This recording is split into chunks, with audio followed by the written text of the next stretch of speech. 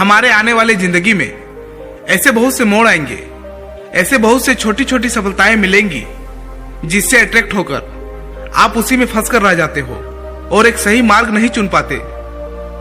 आइए जानते हैं गौतम बुद्ध इस बारे में क्या कहते हैं। यह कहानी शुरू होती है एक मोची और गौतम बुद्ध से। एक बार गौतम बुद्ध मगध राज्य के गांव में ठहरे हुए थे। उसी गांव में जहां वह ठहरे हुए थे, एक मोची अपने परिवार के साथ रहते थे। घर के सामने एक तालाब था। रोज की तरह मोची उस तालाब में पानी लेने के लिए जाता। एक दिन जब मोची उस तालाब में पानी भर रहा था, पानी भरते समय उसने उस तालाब में एक बहुत ही सुंदर और अद्भुत फूल देखा। वह फूल चमत्कारी भी प्रतीत हो रहा था। यह देखकर मोची तुरंत अपने घर गया और पत्नी को बुलाकर लाया। उनकी पत्नी थोड़ी धार्मिक और आध्यात्मिक स्वभाव की थी। वह इस फूल को देखते ही समझ गई कि जरूर इस जगह से महात्मा बुद्ध गुजरे होंगे। उन्हीं के प्रताप से यह फूल खिला होगा। उसी समय वह मोची ने एक योजना बनाई और अपनी पत्नी से बोला, यह चमत्कारी फूल मैं राजा को दूंगा। इसके बदले मुझे कुछ स्वर्ण मुद्राएं भी मिल जाएंगे। उनकी पत्नी सोची, यह फूल तो कुछ काम का नहीं है, यह राजा को ही दे दिया जाए, इसके बदले कुछ कमाई हो जाएगी। फिर दोनों एक दूसरे से सहमति लेकर वह फूल को राजा के पास लेकर जा रहे थे। रास्ते में जाते जाते उनकी मुलाकात एक व्यापारी से हुई। व्यापारी ने कहा, कहाँ जा रहे हो भाई?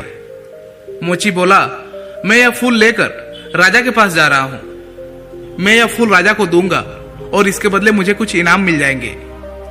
यह सुनकर व्यापारी ने उससे प्रस्ताव दिया। व्यापारी ने कहा, यह फूल मुझे दे दो, इसके बदले मैं तुम्हें 100 स्वर्ण मुद्राएं दूंगा।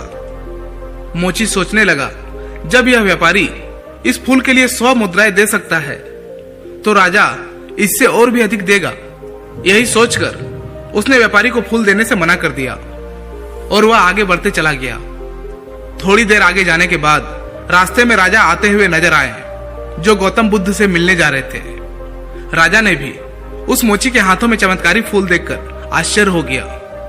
इसके बदले उन्होंने 1000 स्वर्ण मुद्राएं भी देने के लिए राजी हो गए। यह सुनकर मोची के मन में एक अजीब सा ख्याल आया, एक अजीब सी चेतना आई और वह राजा को फूल ना देकर दौड़ते हुए महात्मा बुद्ध के पास गया। यह देखकर गौतम बुद्ध आश्चर्य होकर पूछे कि यहाँ क्यों आए हो? मोची ने सारी घटनाएं गौतम बुद्ध को बताई और उनके चरणों में फूल को रखकर कहा, पहले मेरे मन में इस फूल को लेकर लालच आ गया था, लेकिन अब मैं समझ गया हूं कि जिसकी छाया पड़ने से यह फूल इतना चमत्कारी हो सकता है, अगर मैं उसकी शरण में ही चला जाऊं तो मेरा जीवन धन्य हो जाएगा। इसके बाद आजीवन वह गौतम बुद्ध के शरण में आ गया। दोस्तों, इस कहानी से हमें यह सीख मिलती है कि हमारे जीवन में भी बहुत से ऐसे दौर आएंगे, बहुत से ऐसे चीजों से हम गुजरेंगे जो हमें आकर्षित करेगी, लेकिन हमें उस लालच में ना फंसकर अपने ज्ञान और विवेक का सही इस्तेमाल करके अपने जीवन में सही मार्ग को चुनना चाहिए।